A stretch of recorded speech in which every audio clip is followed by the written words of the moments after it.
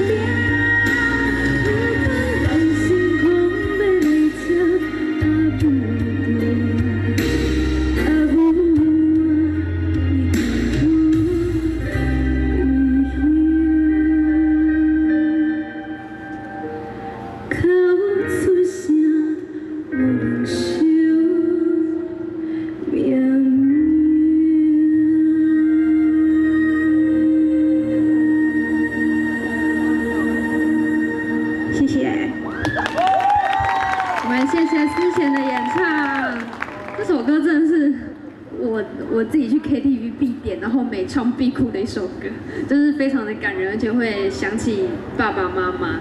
那当初你为什么会选择这首歌曲呢？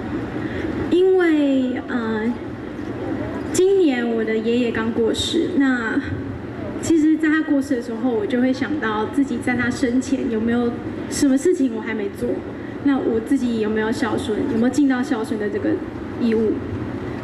对。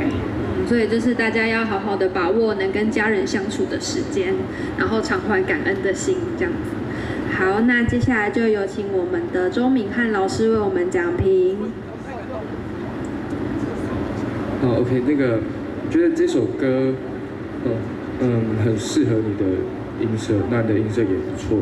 然后，要注意的可能就是你的唱的时候的感情上面的处理，还有力道部分，就是你的第一次的主歌，跟你第二次的主歌，你用的力道跟感情是完全一样的，所以它的起伏就不够明显。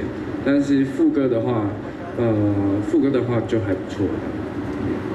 谢谢，谢谢老师，也谢谢思贤，谢谢。